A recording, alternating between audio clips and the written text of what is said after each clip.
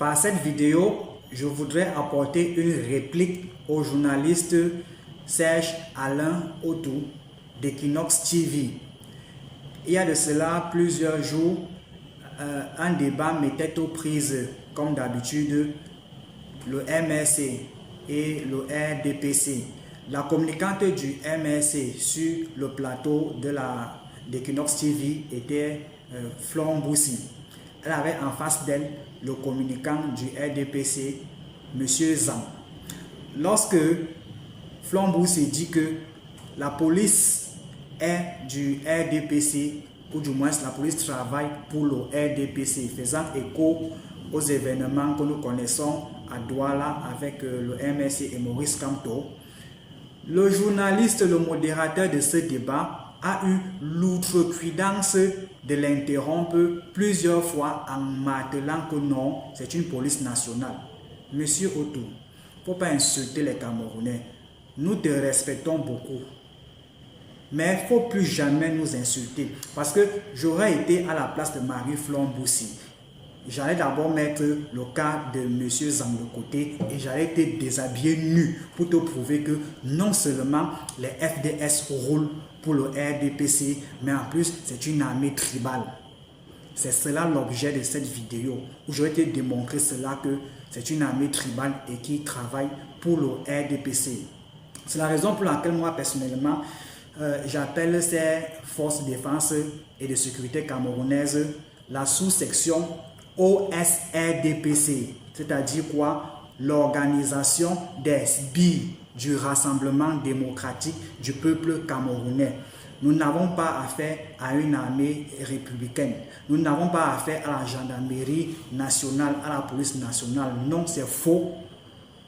Elle travaille pour le RDPC et en plus, ces FDS sont tribales. Je vais vous lire ici à tous un extrait du passage de Joseph René Mboutou. C'était en novembre 2023. Il disait ceci. C'est disponible sur Internet et même sur Facebook. Vous pouvez checker si vous voulez.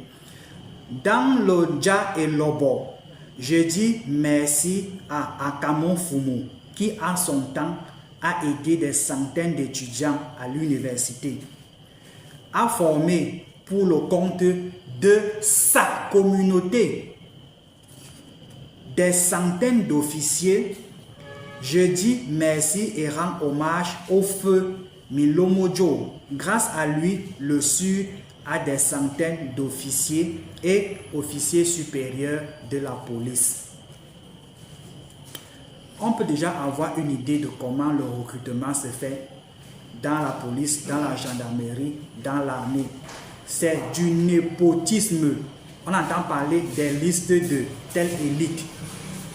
Les listes de Chantal Biya, elle-même qui est au pouvoir actuellement, elle fait ses listes. Et ces gens remplissent la police, la gendarmerie, l'armée. Et vous venez nous dire que c'est la police nationale. Mais vous êtes sérieux là? Écoutons encore cet extrait. Bon, c'est un extrait de Henri Tekoué. J'ai pris la peine de transcrire cela. Où Henri Tekoué disait que dans une brigade de gendarmerie à Douala, au niveau de l'ancienne gare, le gars qui t'ouvre la porte, il est boulou. Les gars qui font les enquêtes, ils sont boulou. Le patron des enquêteurs, il est boulou. J'arrive chez le chef de brigade, il est boulou. Le collégion, il est boulou. Toute la chaîne, la hiérarchie, c'est des gens d'une même région et qui parlent la langue du président. Quel président? Paul Biya. C'est Henri Tekoué qui le disait. Cette vidéo est encore sur Internet. Vous pouvez aussi checker. Donc, comment peut-on parler de police nationale, de gendarmerie nationale? Non. Monsieur Autou. Non. Il ne faut pas nous insulter. Ce que je dis là est factuel.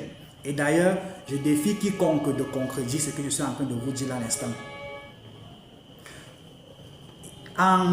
Le 30 mars 2022, Il y a eu également un arrêté portant nomination des responsables au ministère de la Défense. Qu'est-ce qu'on constate? Sur 564 promus, 192 sont Boulou-Beti, ce qui représente plus du tiers. Ou bref, oui, plus du tiers des nominations. Et non seulement cela, ces 192 sur 164 promus occupent majoritairement les postes les plus importants et certains, donc 35 sur 192, cumulaient des postes. Dans ces nominations-là, où on a nommé au ministère de la Défense 564 personnes, il y avait 192 écans. Je n'aime pas trop l'expression écans là. Bon, bref, disons du Grand Sud, comme vous avez aussi l'habitude de dire, Centre, Sud-Est ou bien Boulou-Beti. 192 sur 564 sont Boulou-Beti. Et les personnes là occupaient les postes les plus importants. Et parmi ces 192, il y avait 35 qui cumulaient les postes. Regardez un peu la méchanceté. Donc, il n'y avait pas d'autres personnes à qui on pouvait donner les postes. Certains se sont retrouvés avec 2 ou 3 postes. C'est pour cela que le commandement militaire est complètement Boulou-Beti. Et vous venez parler de police nationale, mais vous êtes sérieux? Rappelons-nous aussi que lors d'un dernier recrutement à la gendarmerie, ils avaient posté les gardes là à côté du tableau d'affichage. Il ne fallait pas filmer les résultats. Pourquoi? Tout simplement parce que ça allait sauter aux yeux que la plupart des noms, c'était les noms du centre sud-est. La même aire géographique. Donc, les noms Beti Boulou ou Ekan, si vous voulez. On fait donc les recrutements comme ça et on ne publie plus les listes comme ça se faisait avant en PDF. Parce que c'est là où on va voir qu'on n'a pas affaire à une police nationale, ni à la gendarmerie nationale, ni à l'armée républicaine. Non. Mais au recrutement massif des frères du village, on essaye de colorer un peu avec quelques boucs émissaires comme ça qui viennent d'autres régions. Comme si cela ne suffisait pas, au début de la guerre de libération amazonienne, j'avais aussi fait un constat. Vous savez, le Cameroun a 5 régions militaires. Sur ces 5 régions militaires à l'époque, c'est vers les années 2017, 2018 ou 2019 ou plus tard, hein, la situation a peut-être évolué. Sur les 5 régions militaires interarmées que compte le Cameroun, 3 étaient dirigées par des généraux Beti Boulou. Le général K, le général Eba et le général Milingi Nouma Beti Boulou. À cette époque-là, la situation a peut-être évolué. Peut-être c'est même maintenant 4. Ou peut-être que la situation a régressé. Mais au début de la guerre de libération amazonienne, 3 des 5 généraux étaient des généraux Beti Boulou. Donc, voilà la réalité au Cameroun. Et quand on examine même l'appareil sécuritaire du Cameroun, qu'est-ce qu'on observe? Le chef suprême des armées et qui est aussi le ministre de la Défense de fait, c'est qui? Biabin Vondo, un Boulou. On a le ministre délégué à la présidence chargé de la défense. C'est qui? Beti Asomo. Comme son nom l'indique, c'est un Beti. La gendarmerie, c'est un Beti Etoga. La police, un Beti, certainement, je pense bien, Mbaranga Gele. Et puis vous avez à l'état-major, toujours les Beti Boulou, où on voit carrément un Beti Boulou succéder à un autre, le général Meka, qui succède à Semengue. Et puis pour essayer un peu de flatter les anglophones, on a nommé secrétaire général, je crois bien que c'est l'intitulé du poste, secrétaire général du Conseil de sécurité pour la Tanganyika, pour se foutre de la gueule des anglophones. Mais en fait, la hiérarchie, le commandement de nos forces armées sont Betty Boulou. Monsieur Otto, voilà la stricte réalité. Donc, il faut nous épargner vos post-vérités là. C'est-à-dire, cette situation où vous privilégiez les émotions, vous privilégiez les opinions aux faits, à la vérité. Marie Flomboussi avait raison de vous dire que la police est du RDPC. Parce que tous ces ténors que je vous cite là, ils sont encartés au RDPC. Ce sont les gens du village du dictateur Paul Biya. Ce sont ses frères du village. Vous voulez qu'on vous dise quoi de plus? Prenons aussi le cas du traitement des prisonniers politiques. Qu'est-ce qu'on observait? C'était que quand en 2019 par exemple, on arrêtait les militants du MRC, quand les enquêteurs avaient en face d'eux un Betty ou un Boulou, qu'est-ce qu'on lui demandait? Tu fais quoi dans les choses des Bamileke?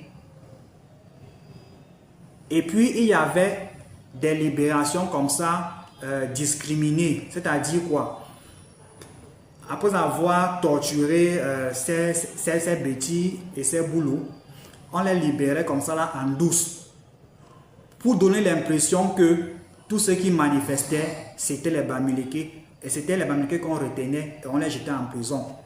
Non sans les avoir aussi torturés. Tout simplement pour qu'on pense que en fait, le MSC, c'est une affaire des Bamileke. On se souvient tous du témoignage de Maman Pilon, après ses 2 ans de prison, une prisonnière politique, une prisonnière d'opinion. C'est sa soeur Boulou qui la tabassait copieusement. Tu fais quoi dans les affaires des Bamileke? Et après, on ne doit pas parler que la police, la gendarmerie et l'armée sont du RDPC et sont tribales. Non, monsieur Otto, il faut arrêter ça. Donc, quand je pense même par exemple, même aux anciens Mindef, lisez un peu suivez un peu les noms qui reviennent. Andjé Tchungi. Donc, après le coup d'État du 5 au 6 avril 1984, je crois que c'est à ce moment-là que Paul Biya l'avait nommé comme Mindef, Andjé Tchungi. On a comme autres Mindef les Ankamon Fumu, les Mbongo, actuellement Betty Assomo. C'est la même chose à la gendarmerie. À la police, on connaît encore les gens comme les Milo Mojo et actuellement Mbarangangele. Et vous pensez que ça c'est une armée nationale républicaine? Non. Donc, c'est tout cela donc qui fait en sorte que quelqu'un comme Daniel Claude Abaté peut se lever un matin et dire que après Biya, c'est Biya. Non. Ce que vous savez là que ça va arriver d'ici la fin d'année 2025, quand ça va arriver, c'est nous, les Boulou Betty, c'est nous qui serons en première ligne.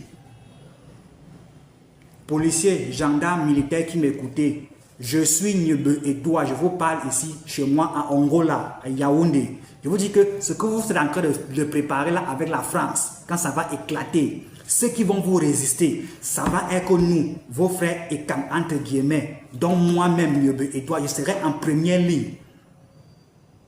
Sachez cela. Après Biya, ce ne sera pas Biya. Après Biya, le pouvoir sera au peuple. Merci.